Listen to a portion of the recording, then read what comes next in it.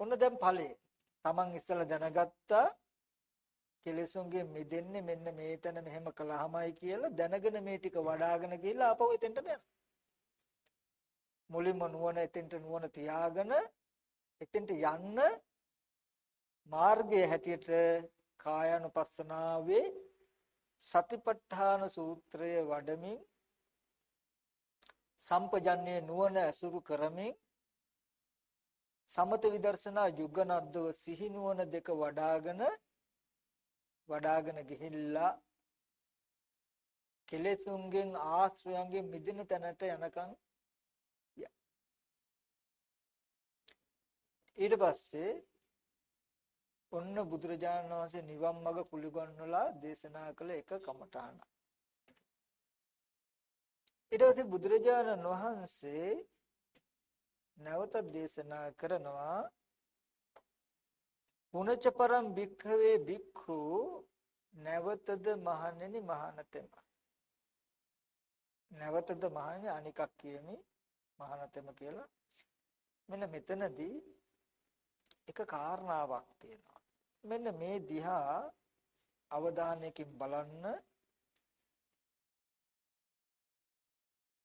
පළවෙනිම කමඨහනට බුදුරජාණන් වහන්සේ දේශනා කළා ඉද භික්ඛවේ භික්ඛු මහණෙනි මේ ශාසනයේ මහානතෙම අරඤ්‍යගතව රුක්කමූලගතව ශුඤ්ඤාගාරගතව කියලා. ඊට පස්සේ කිසිම කමඨහනකට ඒ ටික නොකියා එතෙන්ටම බැඳලා ඊටු ටික කියන්නේ පුනච්ච පරම්පික්කවේ කියලා. මහණෙනි නැවතද අනිකක් කියමි. ඇයි මේ ටික දකින්න එපා අර ටිකෙන් වෙන් කළා. ඒ කියන්නේ මේ ටික කියන්නේත් අරණ්‍යකට හෝ හිස්ගේකට හෝ රුක්ක මූලයකට ගිය කෙනෙකුටයි. ගිය කෙනාටයි මේ ටිකත් කියන්නේ. දැන් ආපහු මේකට වෙනම ගන්න ඕනේ මෙතන සතින් උපට්ඨපෙත්වා සිහිය අභිමුඛ කොට තබාගෙනයි මේකත් කරන්න ඕනේ. ඒ නිසයි හොඳට මේ බව මතක තියාගන්න. නැත්නම් අපි ගොඩක් දෙනෙක් හිතන්නේ ආනාපාන සතියේ විතරයි සති නිමිත්තේ තියාගන්න ඕනේ කියලා. එහෙම වුණොත් කියන්න වෙයි ආනාපාන සතියේ විතරයි ගහක් මුලක් යටට යන්න ඕනේ, ගේකට යන්න ඕනේ, ආරණ්‍යකට යන්න ඕනේ, ආනාපාන සති භාවනාවට විතරයි කියලාත් කියන්න වෙයි. ඇයි? අනිත් කමටහන් වල ඒ ටික පෙන්නලා නැති නිසා. නමුත් මේ එකම මූලික කමඨහනට බැඳලායි මේ ටික කියන්නේ. ඒ නිසා අර මුල් ටිකේදී විස්තර ටික මම මේකට අයිති. දැන් මේ එක තැනක ඉඳගෙන ඉන්නකොට කරන භාවනාව ඒ කිව්වේ. කැලේකට ගිහිල්ලා ආරණ්‍යකට ගිහිල්ලා හිස්ගේකට ගිහිල්ලා ඉඳගෙන ඉන්නකොට භාවනා කරන්න හැටි තමයි නිසීදති පල්ලංකම්. දැන් කැලේකට ගිහිල්ලා හිස්ගේකට ගිහිල්ලා ගහක් මුලකට ගිහිල්ලා හතර ඉරියව්ව පරිහරණය කරන. ඉඳගෙන ඉන්නකොට නෙමෙයි දැන් ඉඳගෙන වෙන්න පුළුවන්. හිටගෙන හෝ නිදාගෙන හෝ ඇවිදිමින් හෝ ඉන්නකොට භාවනා කරන හැටි කියන්නේ. පුනච්ච පරම් භික්ඛවේ භික්ඛු මහණෙනි නැවතද මහානතෙම ගච්ඡන්තෝවා ගච්ඡාමිති පජානාති. තිතෝවා තිතෝම් හිති පජානාති. නිසින්නෝවා නිසින්නෝම් හිති පජානාති. සයනෝවා සයනෝම් හිති පජානාති. යතහ යතහ වා පනස්ස කායෝ පනිහිතෝ hoti තථා තථානම් පජානාති. යනකොට යනවා කියලා දන්නවා. නුවණින් දන්නවා. හිටගෙන ඉන්නකොට ඉන්නවා කියලා දන්නවා. ඉඳගෙන ඉන්නකොට ඉඳගෙන ඉන්නවා කියලා දන්නවා. නිදා ගන්නවා කියලා දන්නවා. ඔතින් දැන් අටුවාවකුණත් පෙන්නනවා. යනකොට යනවා කියලා සුනකයෝ නරියෝ උනත් දන්නවලු. එහෙම දැනුමක් නෙමෙයි මේ කියන්නේ.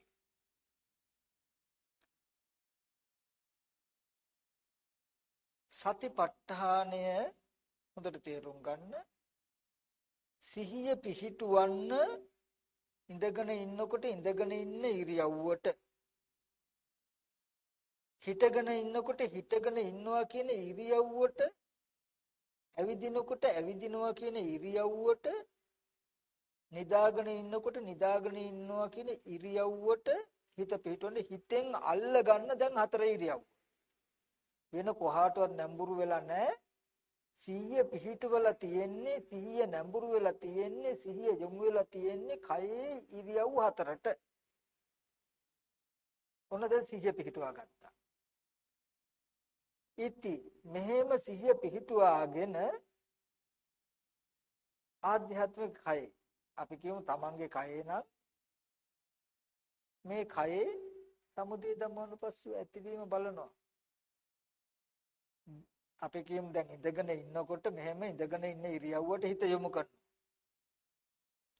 මේ කනබුන ආහාරයෙන් යුක්ත රූපේ ඇති නේද නැත්නම් මේ රූපේ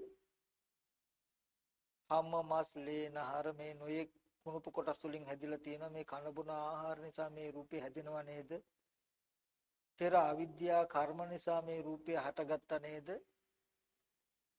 සතිපට්ඨානේ ඉඳගෙන ඉන්න ඉරියව්ව අල්ල ගන්නවා හිතෙන් ඒ කියන්නේ හැම වෙලාවෙම හොඳට තේරුම් කරගන්න ඕනේ මානසිකාර්ය ඌහන ලක්ෂණ ප්‍රඥාව ඡේදන ලක්ෂණ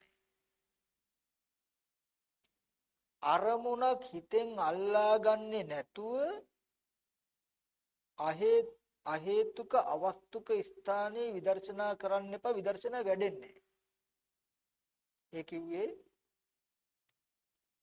කිසිම අරමුණක හිත තබා ගන්නේ නැතුව අරමුණක් හිතෙන් අල්ලගන්නේ නැතුව අනිත්‍ය බැලුණු හැම දෙයක්ම අනිත්‍යයි නේද නැති වෙනව නේද දුකක් නේද ආහාර නේද හටගත්තේ කියලා හිතුවා කියලා විදර්ශනා ඥානෙ වැඩෙන්න තැනක් නැහැ. ඔකට පෙන්නනවා ගොයන් කපනකොට ඉස්සෙල්ලා එක අතකින් ගොයන් මිට අල්ල ගන්නවා අනිත් අතින් දෑකැත්ත අරගෙන සිඳිනවා. නිකම්ම දෑකැත්ත දාලා ඇදලා ගත්ත හැකිද? කපන්න පුළුවන්ද? බෑ. ඉස්සෙල්ලා ගොයන් මිට එක අතකින් අල්ල ගන්නවා වගේ ඒකට කියන ඌහන ලක්ෂණය අල්ල ගන්න. අනිත් අතින් දෑකැත්තෙන් හිඳිනවා. ඒකට කියනවා ඡේදන ලක්ෂණ. ඒ වගේ ඉස්සෙල්ලා හොඳට නිමිත්තක් අල්ල ගන්න. අපි නිකමට කියමු තමන් රාග දේශ මොහ ඇති වෙනවා නම් රාගයේ ඇති වෙච්ච අරමුණ හිතෙන් හොඳට අල්ල ගන්න ඉස්සර වෙලා. හිතෙන් අල්ලගෙන ඉවර වෙලයි නුවණින් ඒ අරමුණ මෙනෙහි කරන්නේ. ඒ වගේ මේ සිහියෙන් කරන්නේ සති නිමිත්ත හැටියට හතර ඉරියව්ව හොඳට අල්ල ගන්නවා නිමිත්ත. ඉඳගෙන ඉන්නකොට ඉඳගෙන ඉන්න ඉරියව්ව අල්ලගත්තා සිහියේ. දැන් ප්‍රඥා ඔය ගොයම්මිට අල්ලගත්තා. දැන් දෑකැත්තෙන් කපනවා වගේ සම්පජන්නේ ප්‍රඥාවෙන් හිඳින්න. සමුදය ධම්මානුපස්සීව වය ධම්මානුපස්සීව සමුදය වය ධම්මානුපස්සීව. මේ රූපය ඇති වෙච්ච හැටි. තව පැත්තකින් දන්නවා මේ කනබුන ආහාරය නිසා මේ කෙස්ලොම් නියද තම්මස්නහර හැදෙන්නේ මේ කනබුන ආහාරය නැමැති හේතු නිසා හැදෙන රූපේ නේද මේ කය ඇසුරු කරගෙන පවතින හිත නිසා මේ රූපී ඉරියව් පැවැත්ම වෙනව නේද ඉඩ තියන්න එපා කෙනෙක් කරනවා මම කරනවා නැත්තම් රූප බලනවා සද්ධාහනවා රූපය යෑමීම් කරනවා කියන එකකට ඉඩ තියන්න එපා රූපයේ ඇතිතතු හොඳට බලන්න ඒබඳු කය ඇසුරු කරගෙන පවතින හිත නිසා මෙහෙම දේ ක්‍රියාවන් වෙනව නේද කියලා නාම රූප කියන දෙක දෙපැත්තට වෙන විදිහට දෙන්නම එකතු වෙලයි මේ ඉරියව්ව වෙන්නේ කියන එක තේරෙන විදිහට බලන්න. ඉඳගෙන ඉන්නවා කියන මේ සිද්ධිය උනේ මෙහෙම නේද? ඇවිදිනවා කියන සිද්ධිය වෙන්නේ මෙහෙම නේද? කියලා. එතකොට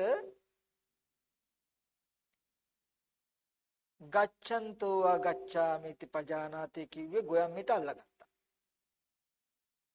දෑකෙත්තෙන් ඇදලා කපනවා වගේ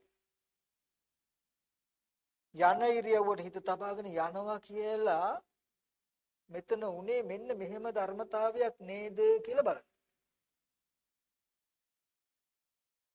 රූපේ වෙනම බලලා ඒ කය ඇසුරු කරගෙන පවතින හිත නිසා මේ ඉරියව් පවතිනව නේද කියලා බලුවා.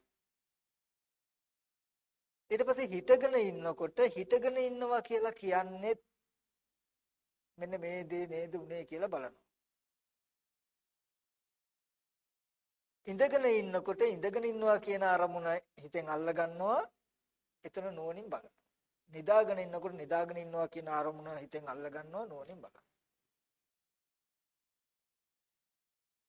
කොච්චර දුරට කරන්න ඕනේද මේ හතර ඉරියව්ව කෙරේ සිහිය තබා ගන්න ඕනේද? අත්ති කායෝතිව 50 සතිපත්චුපට්ඨිත හොත්. සත්වයක් නොවු පුද්ගලයෙක් නොවු කය පමණක් ඇත්තේ යන සිහිය හොඳින් එළඹ සිටින. ඒ කියන්නේ මේ කය වාහන චැසිය වෙනම එකක්. මේක මේ වාහනේ උඩ නැගලා ඉන්න හිත නැත්නම් මේ නාම ධර්ම අනිකක් කියලා හොඳට පේන්න ඕනේ. මේක දිගට හිත යොමු කරලා කරනකොට වෙන් වෙලා පේනවා. මේ දෙන්නේ කියලා නොදන්න හැම තැනකම දෙන්නම එක්කලා ගත්ත අපේ ආශ්‍රව ටිකක් තියෙනවා, අදහස් ටිකක් තියෙනවා. ඒවා ඇසුරු වෙයි. දෙන්නේ කියලා දකින හැම වෙලාවකම දෙන්න එකක් කළා ගත්ත අපේ අදහසට ඉඩ නැති වෙයි. දෙන්න දෙකක් හැටියට දකින්න බැරි වෙන හැම වෙලාවකටම ඒ නොදන්නා කම නිසා එක්කෙනෙක් මම නැත්තම් පුද්ගලයෙක් කියලා ගත්ත අදහස් ඉදිරිපත් වෙලා ඒ අනුව අපි ක්‍රියාත්මක වෙනවා, කෙලෙස් ඇති වෙනවා, මතු දුකට හේතු වෙයි. ඒ බව දකින්න. දෙන්නේ හැටියට සිහි වෙන හැම වෙලාවකම දෙන්න එක්කෙනෙක් කරලා ගන්න අපේ අදහස් වලට ඉඩ නැති වෙලා, ඒ කියන්නේ රාග දේශ මොහ වලට ඉඩ නැති වෙයි, කෙලෙස් දුරු වෙයි. ඒ විදිහට කරන්න ඕනේ. මෙහෙම කරගෙන යනකොට දෙන්නෙක් වෙලා තේරෙනවා කියන මට්ටම තමයි අත්ති කායෝතිවා 50 සතිපත්චුපට්ඨිතා හොති. සත්‍ය පුද්ගලෙන් නොවු කය පමණක් ඇත්තේ යන සිහිය හොඳින් එළඹ සිටිනවා. යාව දේව ඥානමත්තාය පටිසතිමත්. සිහිය නුවණ තව මත්තේ වැඩෙනවා. අනිශ්චිතෝච විහෙරති. අන්න දැන් තෘෂ්ණා වශයෙන් දෘෂ්ටි වශයෙන් ඇසුරු කරන්නේ. මේ මම කියලා දෘෂ්ටි වශයෙන්, මගේ ආත්මය කියලා දෘෂ්ටි වශයෙන්, මේ මගේ කියලා තෘෂ්ණා වශයෙන් දැන් ඇසුරු කරන්නේ. නාචකින්ච ලෝකේ උපාදීති. දැන් මේ කිසිම රූපයක් මම හෝ පුද්ගලෙක් හෝ කෙනෙක් කියලා ගන්නෙ. ඒවම්පි භික්ඛවේ භික්ඛු කායේ කායානුපස්සී විහෙරති. මහණනි මෙන්න මෙහෙම කයෙහි කය අනුව බලමින් වාසය කරන්න. මෙන්න මේ විදිහට වඩනකොට මොකද වෙන්නේ? ලෝකෙ කිසිම රූපයක් උපාදාන වශයෙන් ගන්න සත්‍ය පුද්ගලයෙක් නොවනවා කියන තැනට තේරෙනකොට ඒ වැටහීම නිසාම තමන්ට ප්‍රීති ප්‍රමෝදය උපදිනවා. ඒ ප්‍රීති ප්‍රමෝදය නිසාම හිත කය දෙක සංසිඳෙනවා. සංසිඳින නිසාම හිත කය දෙක සැපසහගත වෙනවා. සැපසහගත වුණාම හිත කය දෙක හිත සමාධි වෙනවා. සමාධිගත වුණාම ඇත්ත පේනවා. ඇත්ත පේනකොට කලකිරෙලා නොයලිලා මිදෙනවා. මිදුණා කියන නුවණ එනවා. මේ කමඨහන මෙන්න මේ විදිහට අරිහත්ත්වය නොකුළු ගන්නලා දේශනා කරපු දෙවෙනි කමඨහන.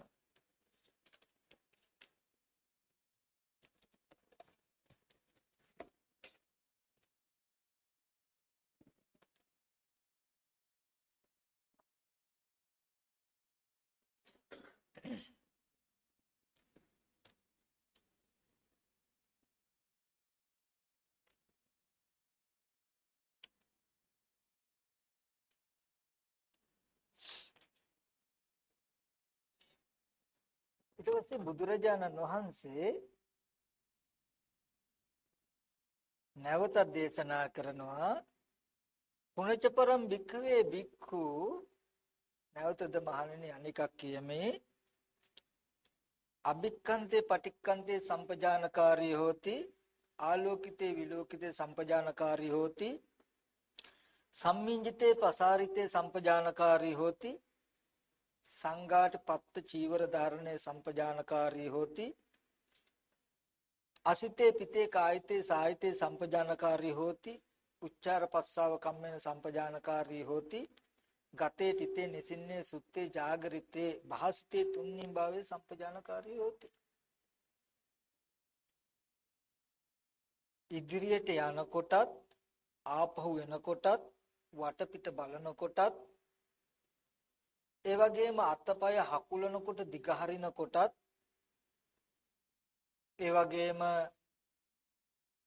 ස්වාමීන් වහන්සේලාට නම් පාත්‍ර සිවුරු දරනකොට ඒ කියන්නේ ගිහි අයටත් අයිති පාත්‍ර සිවුරු අයිති නෙමෙයි ගිහි අයටත් අයිති ඇඳුම් පැළඳුම් අඳින වෙලාවට ඊට සිහියම කරන්න ඊට පස්සේ කනකොට කැවිලි ආදී දේවල් කඩාගෙන කනකොට රස විඳිනකොට යටත් පිරිසෙන් වැසිකිලි කැසිකිලි කරන්න යනවනම් ඒ ටිකත් ඒ වගේම ඉඳගෙන හිටගෙන නිදාගෙන ඇවිදිනකොට කතා කරනකොට කතා නොකර ඉන්නකොට නිදා ගන්නකොට නිින්ද යනතා නුවණින් යුක්ත වෙන්න සම්පජානකාරී හෝති සම්පජානකාරී වේ මේ සම්පජානකාරී කියනකොට සම්පජානයේ තියෙනවා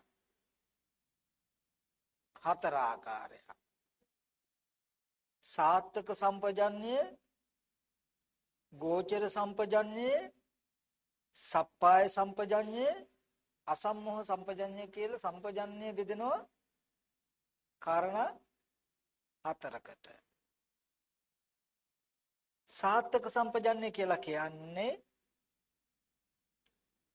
නුවණින් බැලිය යුතු යමක් කරන්න ඉස්සර වෙලා ඉදිරියකට යම් දෙයකට යන්න හෝ ආපහු එන්න හෝ වටපිට බලන්න හෝ අතපය දික් කරලා යමක් ගන්න කරන්න හෝ සාත්තක සම්පජාන්නේ යෙදෙන්න ඕනේ.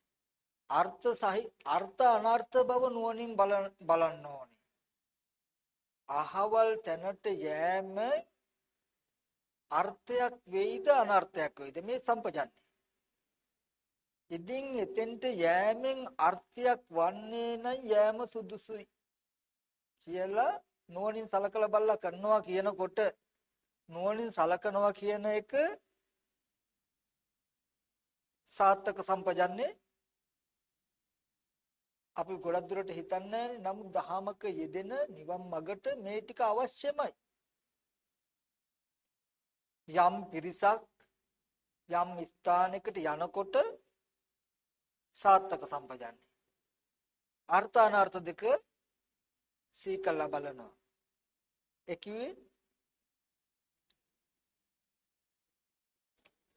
ඒ ස්ථානෙට ගියාම ඒ පුද්ගලයා ළඟට ගියාම අර්ථයක් වෙයිද අනර්ථයක් වෙයිද ඉතින් මෙලෝ වේවා පරලෝ වේවා අනර්ථයක් නම් වෙන්නේ නොය යුතුයි නොකල යුතුයි නොගත යුතුයි මෙලෝ වේවා පරලෝ වේවා අර්ථයක් නම් වෙන්නේ කල යුතුයි යා යුතුයි ගත යුතුයි ඒ විදිහට යමක් කරන්න පෙර ඉදිරි යන්න පෙර ආපහු එන්න පෙර අතපය දිගහැරලා යමක් කරන්න පෙර මොනවා හරි දෙයක් කරන්න පෙර සාත්තක බව සිහි කිරීම සම්පජාන්නේ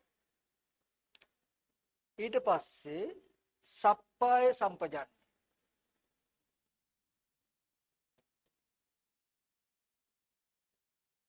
යම් තැනකට යන්න පෙර කරන්න පෙර ගන්න පෙර ඒක ගැළපෙනවද සප්පායද සුදුසුද කියලා බලන්න ඕනේ සප්පාය අසප්පාය බලන්න ඕනේ ප්‍රත්‍ය තමන්ට ප්‍රත්‍යද නැද්ද කියන එක බලන්න ඕනේ අපි කියමු භාවනා කරන්න හරි අපිට යනවනම් අපි කියමු දැන් උපාසකම්ම කෙනෙක් භාවනා කරන ලොකු කැලේකට යනවා. තවම බැලිය යුතු සප්පාය අසප්පාය හිතට හිතුනට යා යුතු නැහැ. බුදුරජාණන් වහන්සේ පවා මේ වගේ ස්ථාන සප්පාය නැහැ කියලා දේශනා කළා. ඇයි? ප්‍රශ්න ගැටලු. එහෙම බලලා නුවණින් සප්පායන යා යුතුයි. අසප්පායන නොයා යුතුයි. ඒ වගේ සම්පජන්‍ය කියනකොට සප්පාය සම්පජන්‍ය කියලා තියෙනවා. ඊට පස්සේ තියෙනවා මොකද්ද? ගෝචර සම්පජන්‍ය.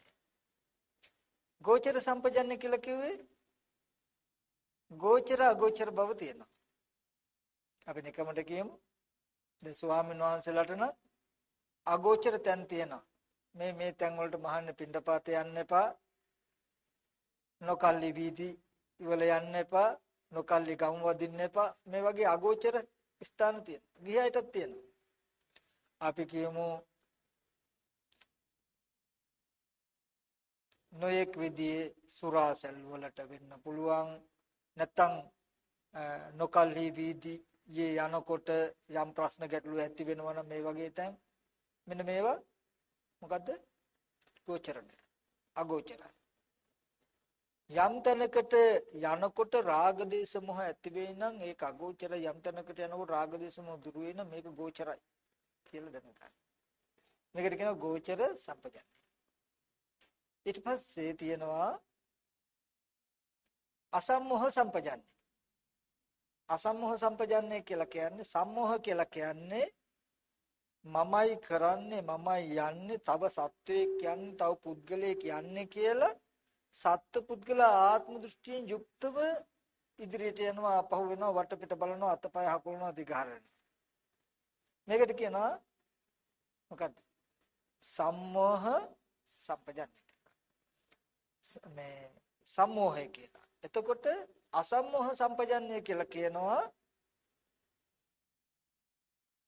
මම යනවා එනවා හෝ සත්‍ය පුද්ගලයෙක් යනවා එනවා හෝ නෙවෙයි මෙන්න මෙහෙම ධර්මතාවයක් වෙන්නේ. අන්න එතකොට අර අන්ධයයි පිළයි වෙන් කරන එක මෙතෙන්ට ගත යුතුයි. මෙතනදී විශේෂයෙන් සම්පජානකාරී හෝති කියනකොට නිතරම යෙදෙන්න ඕනේ අසම්මෝහ සම්පජන්‍ය. යම් කටයුතු කරද්දී අර ධර්මතා තුන නුවණින් බැලිය යුතුයි. සාත්තක සම්පජන්‍ය, ගෝචර සම්පජන්‍ය, සප්පාය සම්පජන්‍ය කියන ධර්මතා තුනත් සම්පජන්‍යට අයිති. එතකොට සම්පජානකාරී හෝති කියනෝනේ මේ හතර නුවණින් යුක්ත වෙන්න ඕනේ. හතර නුවණින් යුක්ත වෙලා දැන් ওই සතිපට්ඨාන සතිපට්ඨාන කියලා කිව්වේ සිහිය පිහිටවන්න ඕනේ හැම වෙලාවෙම. මොකද්ද? ඉදිරියට යනකොට යනවා කියන සිද්ධියේදී ආපහු එනකොට එනවා කියන සිද්ධියේදී වටපිට බලනකොට වටපිට බලනවා කියන සිද්ධියේදී අතපය හකුලනකොට හකුලවනවා කියන සිද්ධියේදී ඒවේ නම් මෙනෙහි කරනවා නෙමෙයි. ඔය දැන් ගොයම්මිට අල්ල ගන්න. ඒ කියන්නේ හිතට අහු වෙන්න දීලා තියෙන නිමිත්ත දැන් මේ. තේරෙන්නේ?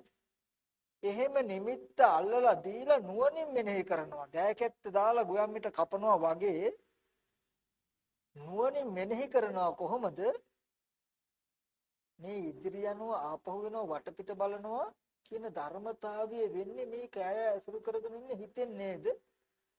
ඉදිරිය යනවා කියන චේතනාව නිසා ඒ හිතෙන්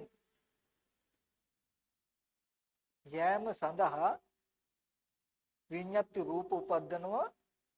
ඒ රූප නිසා වායෝ ධාතු ඇතිවීමෙන් වායෝ ධාතු නිසා මේ රූපේ සැලවීම වෙනව නේද? මේ විදිහට මේද මේ යෑමෙන් වෙන්නේ කියන මෙන්න මේ තැනක. ඔතනදී තව අදහසක් තියෙනවා.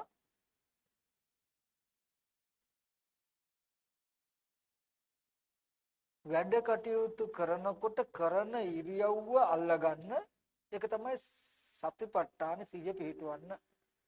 හැම වෙලාවෙම ගොයම්මිට අල්ලගන්න තැන සතිපට්ඨාන. දැකෙත්තෙන් කපලා ගන්න තැන සතිපට්ඨාන භාවනාවක් නැත්තම් සම්පජන්‍ය. සත්‍ය සම්පජන්‍ය සිහි නුවණ. ගොයම්මිට අල්ලගෙන කපනවා. ගොයම් කපනවා කියනකොට ඒ වගේ තමයි සිහි නුවණින් යුක්තව ජීවත් වෙනවා කියනකොට දකින්න ගොයම් කපනවා කියන එක මතක් වෙනවා. ගොයම් කපනවා කියනකොටද එක මිටකින් ගොයම් ටික අල්ල ගන්නවා. අල්ලගත්තට කපනවා වෙනවද? දැකෙත්තෙන් කපන. අල්ල ගන්න නැතුව කපන්නත් බෑ. අල්ලගෙන හිටියට කැපුවා වෙන්නේ නැහැ. දෙකම වුණාම කපන.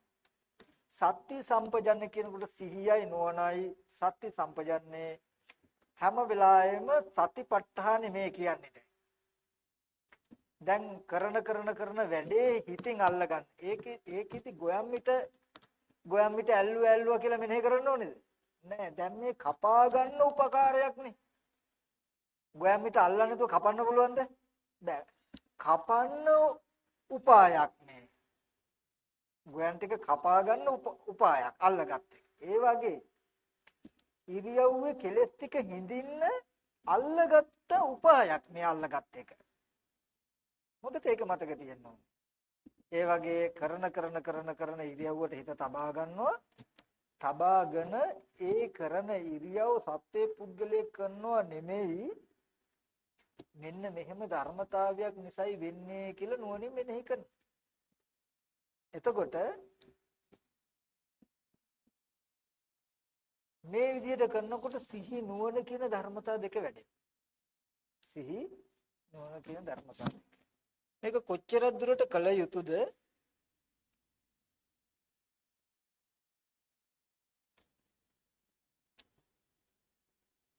මේ විදිහට සිහියෙන් අල්ලගෙන අජත්තං වා කායේ කායන පස්සේ තමන් වැඩ කරනවා මම ඉදිරියට යනවා ආපහු එනවා නෙමෙයි මෙහෙමයි වෙන්නේ.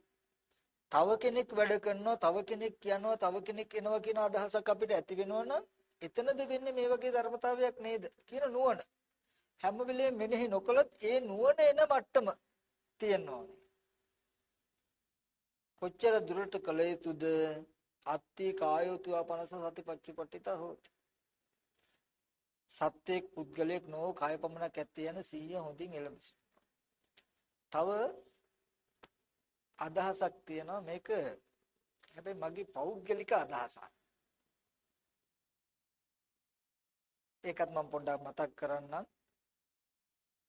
සතිපට්ඨානයේදී මේ කරන වැඩේට සිහිය තබාගෙන සිහිය නැඹුරු කළා හිත අල්ලා ගන්න එක ධර්මතාවය.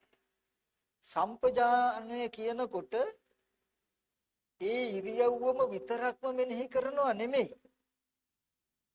රාග දේශ මොහ ඇතිවෙන්න නොදී හිත රැක ගන්නවා කියන නුවණකින් වෙන කමටහනකිනුත් කෙරුව හැකි කියන එක මගේ අදහස. උදාහරණයක් හැටියට කෙනෙකුට කියනවා කඩේ ගිහින් එන්න කියලා. කඩේ ගිය කෙනා නොයේ රාග දේශ මොහ අරමුණු හිත කඩේට ගිහිල්ලා ආවොත් මේකට කියනවා මෙයා මෝඩකමින් කඩේට ගිහිල්ලා ආවා කියලා. අනේ මේ යනකොට මේ යන වෙලාවේදී ලෝභ දේශ මොහ ලාමක අකුසල ධර්මයෝ මාළුහු නොබඳිත්වා කියන අදහස ඇත්තුව මම හිත රැකගෙන යන්න ඕනේ කියලා එයා හිත රැකගෙන ගියොත් මේකට කියන නුවණින් ගිහින් ආවා. නුවණින් යෑම මෝඩකම යෑම කියලා එකක් ලෝකේ නැහැ. යෑම එකමයි යනකොට පවත්වන හිත මත හිතේ තියෙන නුවණ අනුවණ කම මත මේ ඉරියව්වත් නම් කරනවා. ඒ වගේ මේ මෝඩකමට කරනවා නුවණින් කරනවා කියලා එකක් නැහැ. කිරීම වෙනමම එකක්. ඒ කටයුතු කරනකොට පවත්වන හිතේ නුවණ යෙදීම මෝඩකම යෙදීම මත මේක සම්පජානකාරී වෙනව නැත්නම් අසම්පජානකාරී වෙනවා කියන සිද්ධියක් වෙන්නේ කියන එකයි මගේ අදහස. ඒ නිසා අපිට පුළුවන් හිත රැකගෙන කරන්න.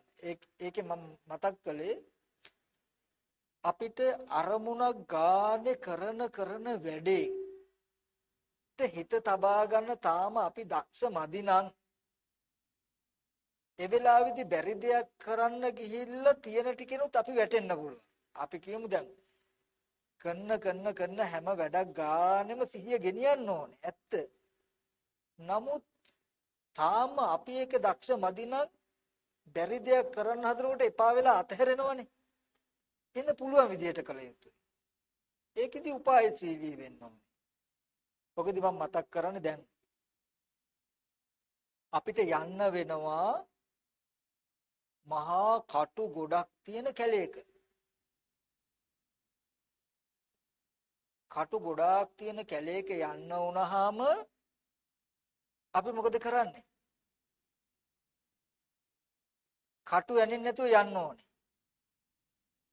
අපි කරනවා මුළු කැලේම තියෙන කටු ටික වහනවා. තහඩු ටිකක් දාලා, ලෑලි ටිකක් දාලා මුළු කැලේම තියෙන තහඩු ටික වහලා අපිට යන්න බැයිද කටු ඇනින්න නැතුව?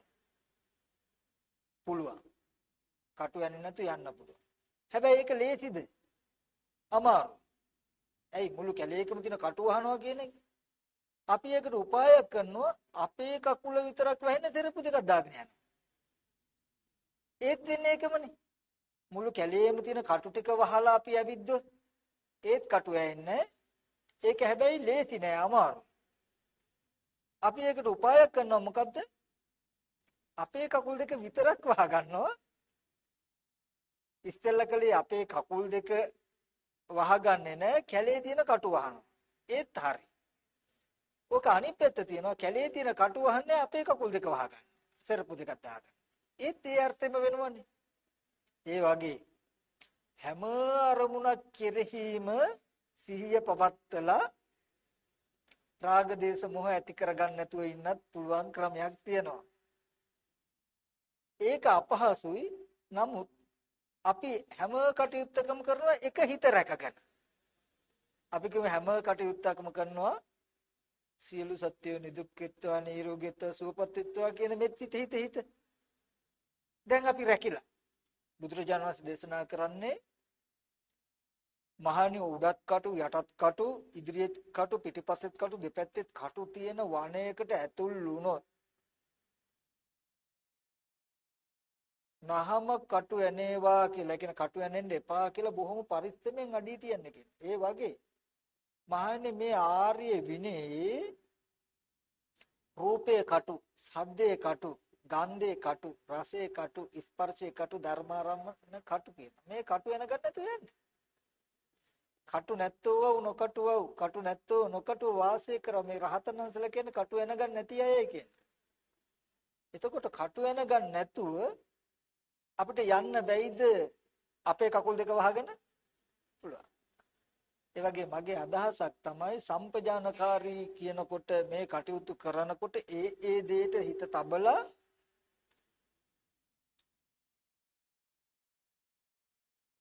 ඒ දේ නුවණින් බලලත් රාග දේශ මොහ ඇති කර නොගෙන ඉන්න පුළුවන්. ඒ දෙයට හිත තබලා ඒ දේ නුවණින් මෙනෙහි කරන්න අපහසු වුණා. නමුත් ආත්පසින් වටලලා තමන්ගේ හිත පැත්තට නැඹුරු වෙලා හිතේ රාග දේශ මුකුත් ඇති නොවන විදිහටම හිත රැකගෙන මේක කරනවා. ඒත් ඒ අර්ථය වෙනවා. හැබැයි එක තැනට එන්නේ මේ කොයි පැත්තෙන් ගියත් අන්තිමට එන්නේ මොකද්ද? පාමොජ්ජං ජායති කියන තැනට. මේ හැම කමටහනකම එන්නේ එකම තැනට. ප්‍රමෝදය ඇති වෙනකම් විතරයි කරන්න තියෙන්නේ මේ හැම එකක්. එතනින් එහාට ප්‍රතිපදාව අමාරු නෑ. මේ පින්වුතුන් හිතන්න එපා හැමදාම භාවනා අමාරුයි කියලා. හැමදාම අමාරු නෑ. අපි කරන ක්‍රමයට අමාරුයි. අපි කරන්නේ අර ගිනි ගාන දණ්ඩ අතුල්ලලා අත රිදෙනකොට නවත්තන. නැවතුවා කියන්නේ ආයෙත් අරගෙන වෙනවා ආයෙත් මුල ඉඳන් අතුල්ලන්න. ඕකනේ. නමුත් කරන එක දිගටම රහත් වෙනකන් ඕනේ. කෙලෙස් සංසිඳිලා ප්‍රමෝදය ඇති වෙන තැන දක්වා විතරයි කළ යුත්තේ. ඊට පස්සේ ඒ ධර්මතාව විතින් අරගෙන යනවා. ප්‍රමෝදය ඇති වුණා ප්‍රීතිය ඇතිලා පස්සද්ධිය සැපේ ඇතිලා මේ විදිහට අරියත්වය දක්වාම ගෙනෙනවා. ඒකයි බුදුරජාණන් වහන්සේ දේශනා කළේ මණ්ඩපෙය්‍ය මිදම් වික්කවේ බ්‍රහ්මචර්යය. මහන් මේ බ්‍රහ්මචර්යාව මිහිරි පැනක් වගේ කියලා දේශනා කළා. මිහිරි පැනක් වගේ කියලා දේශනා කළා.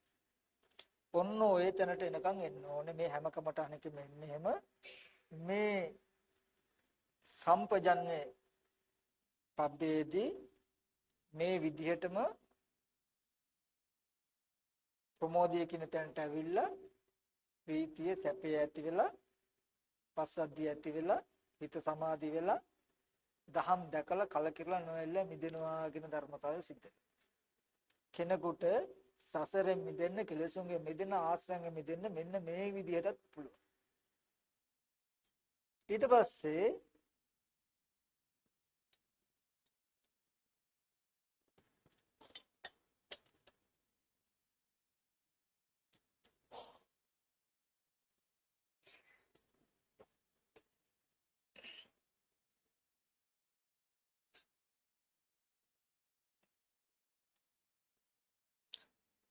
බුදුරජාණන් වහන්සේ නැවතත් කමඨහනක් දේශනා කරනවා. මහණෙනි නැවතද අනිකක් කියමි කියලා. මහණෙනි මේ ශාසනයේ මහානතෙම ඉමමේව කායං උද්දම් පාදතලා අදෝකේස මත්තකා තචපරියන්තම් පුරං නානප්පකාරස අසිචිනෝපච්ච වෙක්කති. මහණෙනි නැවතද මහානතෙම මේ ශරීරේ යටිපතුලෙන් උඩ කෙස් වලින් යට හැම කෙලවර කොට ඇති මේ නොඑක් අසුචින් පිරුණු මේ ශරීරයේ නුවණින් බලනවා. කොහොමද? අත්ති මස්මින් කායේ කේසා ලෝමා නකා දන්ත තචෝ මන්සන්නහරු අට්ටි අට්ටි මිංචා වක්කං හදියං යකනං කිලෝමකම් පිහකං පප්පාසං අන්තං අන්ත ගුණං උදරියං කරීසං පිත්තං සෙම්මං පුබ්බෝ ලෝහිතං සේදෝ මෙදු අස්සෝ අසා කිරෝ සිංගානික ලසිකම් මුත්තං අතුරුංගා. ඒ කියන්නේ යටිපතුලෙන් උඩ හිස කෙස්වලින් යට හැම කෙලවර කරලා තියෙන හැමෙන් වැහිලා තියෙන මේ ශරීරය නුවණින් බලනවා. කොහොමද? මේ ශරීරයේ තියෙනවා නොඑක් විදිහේ කුණු කොටස් රාශිය. කෙස්, ලොම්, නිය, දත්. දැන් මේ ශරීරයට නැඹුරු වෙලා කෙනෙකුට පුළුවන් තමන්ගේ සිහිය පවත්වන්න මේ කුණප කොටස් 32 හිතෙන් අල්ලාගෙන ඒ කොටස් 32 මෙනෙහි කරමින් සිහිය පවත්වන්න පුළුවන්. මේකෙදි දැන් මෙහෙම මතක් කළාට මෙතෙන්දි ඉඳගෙන හිටගෙන ඉන්නකොට කියලා එකක් නැහැ. මේ භාවනා කරන කෙනා හතර ඉරියව්වේ ඕන ඉරියව්වක මේ විදිහට කරන්න පුළුවන්. අපි අර අහලා තියෙන්නේ අවුරුදු 120ක් ගිහිල්ලා මහාන වෙච්ච සෝනා කියන භික්ෂුණිය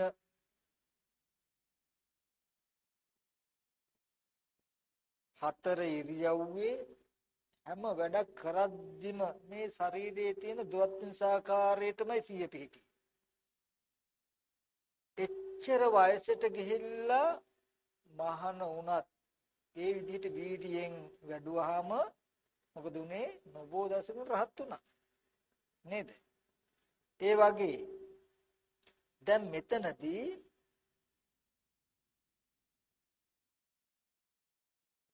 කෙනා තමන්ගේ මේ ශරීරයේ තියෙන කුණුප කොටස් 32ට සිහිය යොමු කරනවා. මේ ශරීරයේ කෙස්, ලොම්, නිය, දත්. මෙතනදී මේ කලාප සම්මර්ෂණයේදී ඊටමත් වේගෙන් මෙනෙහි කරන්නෙත් නැහැ. ඊටමත් හිමින් මෙනෙහි කරන්නෙත් නැහැ. සාමාන්‍ය මට්ටමට මෙනෙහි කරනවා. කෙස්, ලොම්, නිය, දත්, සම්මස්නහර මේ විදිහට හොඳට කුණප කොටස් 32 බලනවා. ඊට පස්සේ දුව, පුතා, සහෝදර, සහෝදරී කියලා පරසත්තනං වා පරපුග්ගලණං වා බහැර සත්පුද්ගල භාවයක් ඇති වුණොත් ඒ තැන් වලද හිත පිහිටවනවා. ඒකයි තියෙන්නේ මෙන්න මේ ධර්මතා නේද? සමුදය ධම්මානුපස්සීවා කන බොන ආහාර නිසා මේ රූපය ඇති වෙනවා. ආහාරය නැති වෙනව නේද කියලා සිහියෙන්ම මේ කොටස් අල්ලගෙන නුවණින් මෙනෙහි කරන. මෙසේ වූ කය මෙසේ වූ කොටස් මේ ප්‍රත්‍යයෙන් නේද හැදෙන්නේ, මේ ප්‍රත්‍ය නැති වෙනකොට නැති වෙනව නේද කියලා නුවණින් බලන. ඒ විදිහට නුවණින් බලනකොට එයාට තේරෙනවා මෙන්න මේ කුණුප කොටස් 32ම හේතු ප්‍රත්‍යයයි කියලා. බුදුරජාණන් වහන්සේ උපමාවකුත් පෙන්නනවා. යම්කිසි දෙපස කටවල් තියෙන මල්ලකට නොයෙක් විදිහේ ධාන්‍ය වර්ග මුං මෑ උඳු තල මේ වගේ දේවල් දාලා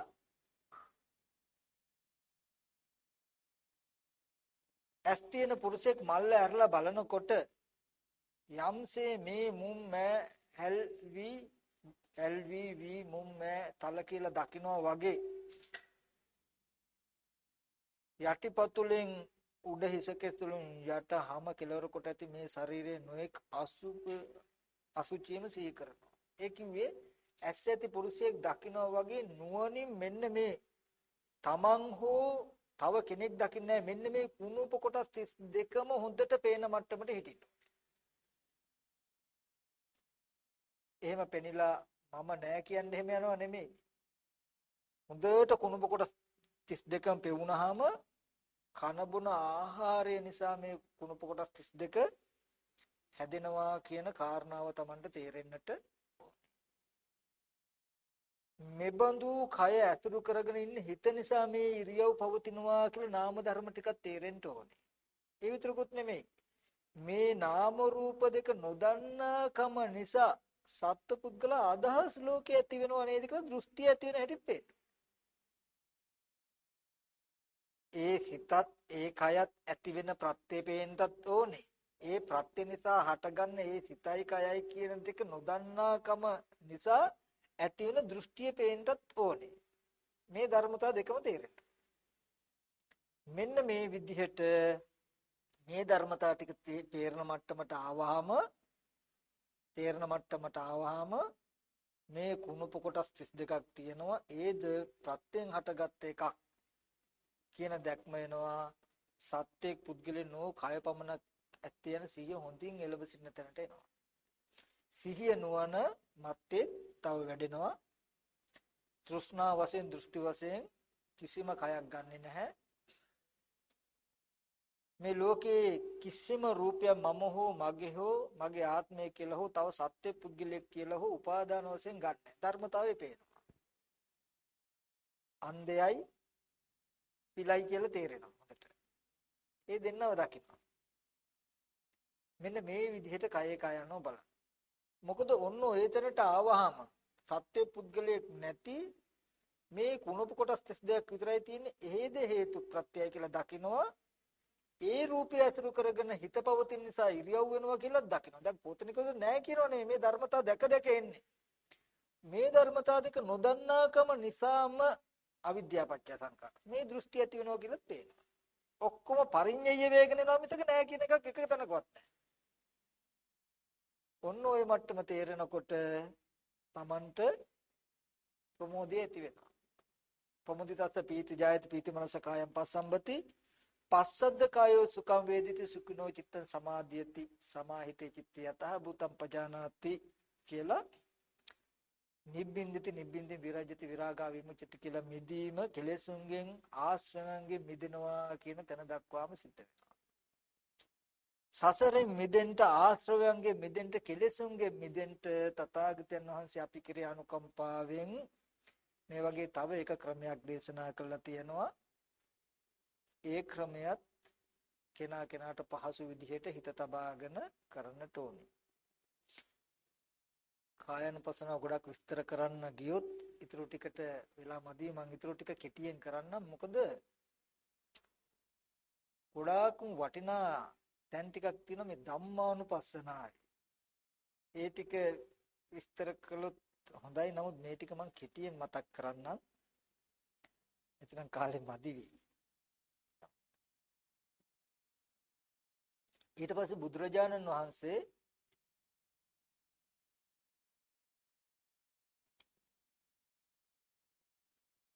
නැවතත් කමඨහනක් පෙන්නනවා.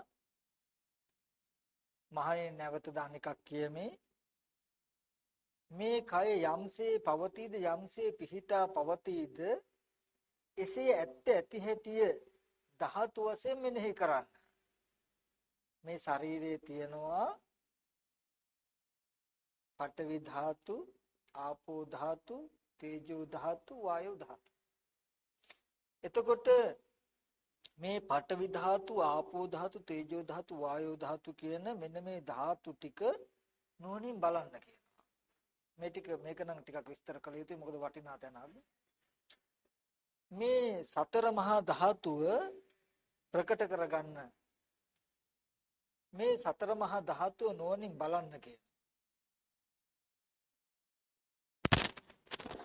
පඨවි ධාතු, ආපෝ ධාතු, තේජෝ ධාතු, වායෝ ධාතු කියන මේ සතර මහා ධාතු කයේ යම්සේ පවතිද්ද පිහිටා පවතිද්ද ඒ විදිහට නුවණින් මේ උපමාවකුත් කියනවා. හරක් මරන්නෙකුගේ අතවැසියෙක් හෝ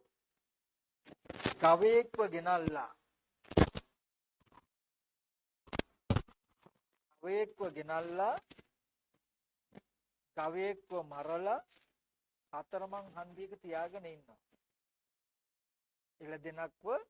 එළදෙනක් ගෙනල්ලා එළදෙන මරලා හතරමං හන්දියක තියාගෙන ඉන්නවා. ඒකෙන් කියන්නේ දැන් එළදෙන ගේන්න යන කාලෙදී මිලදීලා ගන්න කාලෙදී ගේන කාලෙදී මරණ කාලෙදී එළදෙනෙක් ගේන්න යන්නේ එළදෙනෙක් සල්ලි දීලා ගන්න එළදෙනෙක් ගේන්නේ එළදෙනෙක් මරන්නේ කියන සංඥාවක් තිබුණා නම් මරලා මස් කළා හතරමං හන්දිය තියාගෙන ඉන්නකොට එළදෙන සංඥාව අතුරුදහන් වෙලා කොහෙන් ඇවිල්ලා කවුරු හරි බැලුවත් මස් ගොඩක් පෙනෙයි හං ගොඩක් පෙනෙයි මේ මිසක එළදෙනෙක් පේන්නේ ඒ වගේ මේ කමඨහන වඩන්න ඉස්සර වෙලා මමයි භාවනා කරන්නේ අපි භාවනා කරනවා පුද්ගලික භාවනා කරනවා කියන අදහස ඇතුවයි පටන් ගන්න. නමුත් වඩලා ඉවර වෙනකොට සතර මහා ධාතුවම ප්‍රකටයි මිසක පුද්ගලික සත්වයක් මම කියන එක ප්‍රකට නැහැ. ඒ විදිහට මේ සතර මහා ධාතුව නුවණින් බැලිය යුතුයි ප්‍රකට කරගත යුතුයි. මෙතනදී සතර මහා ධාතුව අපිට ලක්ෂණ වශයෙන් තමයි ප්‍රකට කරගන්න වෙන්නේ. සතර මහා ධාතුව ලක්ෂණ සතර මහා ධාතුව ලක්ෂණ වශයෙන් තමයි ප්‍රකට කරගන්න වෙන්නේ. සතර මහා ධාතුව ලක්ෂණ වශයෙන් තමයි ප්‍රකට කරගන්න අපිට වෙන්නේ. එතනදී ධාතුන්ගේ ධාතු ලක්ෂණය අපි ටිකක් ඉස්සෙල්ලා ප්‍රකට කරගන්න. පඨවි ධාතු කියනකොට අද කර්කස රළු ස්වභාවය හොඳට ඉස්සෙල්ලා නිමිත්ත ගන්න ඕනේ. ආපෝ ධාතු කියනකොට ගලන වැగిරෙන බැඳෙන ස්වභාවයට හොඳට නිමිත්ත ගන්න ඕනේ. තේජෝ ධාතු කියනකොට දවන, තවන, දිරවන, පැසවන ස්වභාවයට හොඳට නිමිත්ත ගන්න ඕනේ. වායෝ ධාතු කියනකොට හමන පිම්බෙන හැකිලෙන ස්වභාවයේ නිමිති ගන්න. මේ කිසිම ධාතුවකට අපිට මේ පංචේන්ද්‍රයන්ගෙන් ඇහෙන්, කනෙන්, දිවෙන්, නාසයෙන් මේ ඉන්ද්‍රියන්ගෙන් නිමිති ලැබෙන්න බෑ. පංචේන්ද්‍රයන්ගේ මේ ඉන්ද්‍රිය හතරෙන් නිමිති ලැබෙන්න බෑ. අපි නිකමට කියමු දැන් පඨවි ධාතුව කිව්වහම අපිට හිතෙන්නේ දැන් මේ පස් ගෙවල් කේස්ලොම් කිව්වම මේවා පේනවා කියලා. නමුත් ධාතුව කියන එක නුවණින් දකින්න ඕනේ. උණු වතුර වීදුරුවකුයි ඇල් වතුර වීදුරුවකුයි තිබ්බොත් ඇහින් බලලා අපිට කිව්ව හැකිද මෙන්න මේ වීදුරුව උණු වතුර මේ වීදුරුව ඇල් වතුර කියලා ඇහින් බලලා කිය හැකිද? ඒ කියන්නේ එහෙනම් තේජෝ ධාතුව පේන්නේ. ඒ වගේමයි පඨවි ධාතුවත් පේන්නේ. ධාතුව සමානයි. තේජෝ ධාතුව සියුම් පඨවි ධාතුව රළුයි කියලා එකක් නැහැ. තේජෝ ධාතුව පේන්නේ නැත්නම් පඨවි ධාතුව පේන්නෙත් නැහැ, ආපෝ ධාතුව පේන්නෙත් නැහැ, වායෝ ධාතුව පේන්නෙත් නැහැමයි. නමුත් ඔතන තියෙන්නේ අර පොඩි ප්‍රශ්නයක් හුරුව. පුළුන් රාත්තලයි යකඩ රාත්තලයි බර මොකද්ද කියලා ඇහුවාම අපිට ස්වභාවයෙන්ම ටිකක් හිතෙන්නේ මොකද්ද? යකඩ රාත්තල බර වැඩි, පුළුන් රාත්තල බර අඩුයි වගේ. නමුත් රාත්තල නම් රාත්තලමයි. ඒ වගේ ධාතුව කියවහම අපිට ටිකක් හුරුව තියෙන්නේ කොහොමද? පඨවිය නම් නිකන් පෙන්නනවා වගේ, තේජෝ වායෝ නම් පේන්නේ නැහැ වගේ. නමුත් ධාතුව කියන තැනට යන්නේ. ওই විදිහට හිතෙන් හොඳට දකින්න ඕනේ දැනෙන තද කර්කස ස්වභාවය හැම තැනකදීම යමකද තියෙන්නේ මේ පඨවි. ওই ධාතුවත් ආපහු බෙදෙනවා. සසම්භාරික පඨවි ආපෝ තේජෝ වායෝ, ලක්කන පඨවි ආපෝ තේජෝ වායෝ, ආරම්මන පඨවි ආපෝ තේජෝ වායෝ, සම්මුති පඨවි ආපෝ තේජෝ වායෝ කියලා මේක හතරකට බෙදෙනවා. ඔතනදී සසම්භාරික පඨවි ආපෝ තේජෝ වායෝ වලට විතරයි අපි ගොඩක් දුරට පඨවි ආපෝ තේජෝ වායෝ කියලා හිතන්නේ. නමුත් ආරම්මන පඨවි ආපෝ තේජෝ අපි ආරමුණු කරන අරමුණේ පවා ඒ ස්වභාවය එනවා. තියෙන තැන් තියෙන දැන් හිතෙන් පඨවි කසිනේ වගේ කසින අරගෙන කසින නිමිත්ත මුළු සමහර විටක සක්වලකට පතුරන පඨවි. ඒත් අරමුණේ තියෙන පඨවි. ඒක සංඥාමය විතරක් නෙමෙයි. මෙන්න මේ වගේ. එතකොට මේකෙන් තියෙන ප්‍රයෝජනේ තමයි මේ කමඨහන වඩනකොට මොනවා හරි දෙයක් අල්ලනකොට කෝපයක් හරි මේ ප්‍රඥාප්ති වලට ප්‍රඥාප්ති නාම වලට මතු පිටින් පෙනෙන දෙයට හිත යොමු වෙන්න නොදී ඒ දැනෙන තැනට හිත යොමු කරලා පටවි කියලා හිතන්න පුළුවන්. තමන්ගේ අත තමන්ගේ අතින්ම පිරිමදිනකොට පටවි. මේ වගේ හොඳට චතු ධාතු අවස්ථාන කියලාත් කියන ඕකට සතර මහා ධාතු හොඳට අවස්ථානයේ විනිශ්චය කරනවා, තීරණය කරනවා. රළු වශයෙන් අපි මතක් කළොත් කෙස්ලොම් නියදත් හම්මස් කියලා අපිට අහුවෙන මේ තැන් වල තියෙන තද ගතිය. එයා හොඳට දකිනවා යාච අජ්ජත්තිකාච පඨවි ධාතු බාහිරාච පඨවි ධාතු රේවේස පඨවි ධාතු නේතම්මම නේසවමස්මි නිමිසෝ අත්තත් යම් ආධ්‍යාත්මික පඨවි ධාතුකුත් තියෙනම් බාහිර පඨවි ධාතුකුත් තියෙනම් මේ දෙකම එකයි නේද? යම් ආධ්‍යාත්මික පඨවි ධාතුවත් බාහිර පඨවි ධාතුවත් දෙකම එකයි නම් බාහිර පඨවි ධාතුව සත්‍යයක් පුද්ගලයෙක් නෙවෙයි නම් මේ ආධ්‍යාත්මික පඨවි ධාතුව සත්‍ය පුද්ගලයෙක් නෙමෙයි. මෙන්න මේ ප්‍රත්‍යයෙන් නේද හැදෙන්නේ. එබඳු පඨවි ධාතුවෙන් හැදුණු මේ ප්‍රත්‍යයෙන් හටගත්ත පඨවි ධාතුන් යුක්ත මේ කය ඇසුරු කරගෙන හිත පවතින නිසා මේ ධාතුවේ සෙලවීම වෙනව නේද? මේ බව නොදන්නාකම නිසා සත්පුද්ගල අදහසක් ඇති වෙනව නේද? වර්තමානයේ ස්කන්ධයන් ප්‍රත්‍ය බවත් ලැබෙන්නත් ඕනේ. ස්කන්ධ ටිකත් ඒකේ ප්‍රත්‍යයත් පෙනෙන්න ඕනේ. ඒ ස්කන්ධයත් ප්‍රත්‍යයත් නොදන්නාකම නිසා ඇති වෙන දෘෂ්ටීන් පෙනෙන්නත් ඕනේ. මේ දෙපැත්තම ඕනේ. ඔන්න ඔය විදිහට යම් කිසි කෙනෙකුට පුළුවන් ධාතු කමඨහන වඩන්න. මෙන්න මේ විදිහට වැඩුවාම එතනත් කොච්චර දුරටද කෙලෙස් සංසිඳීම නිසා කෙලෙස් නිවීම නිසා මේ හිතට ප්‍රීති ප්‍රමෝදය ඇති වෙනවා. ඒතන දක්වා කල යුතුයි. ඒ ප්‍රීති ප්‍රමෝදය නිසා මේ කය සංසිඳිලා සංසිඳුණු නිසාම සැපසහගත වෙලා සමාධි වෙලා ඇත්ත දැකලා කලකිරලා නොඇලිලා ආශ්‍රයන්ගෙන් මිදෙනවා. මේ වගේ නිවනම කුළු ගන්නවලා දේශනා කළ තව කමඨන මේ හැම කමඨහනකම එදිනෙදා ජීවිතයට ගන්න ළඟ ඉඳගෙන තව පිරිසුදු කරගත යුතු දේ තියනවා කියන කාරණාව මතක තියෙන්න ඕනේ. මේ මුළු සූත්‍රයම දේශනා කරන්න ඕනේ නිසා ඉදිරියට යන්න වෙනවා අපිට.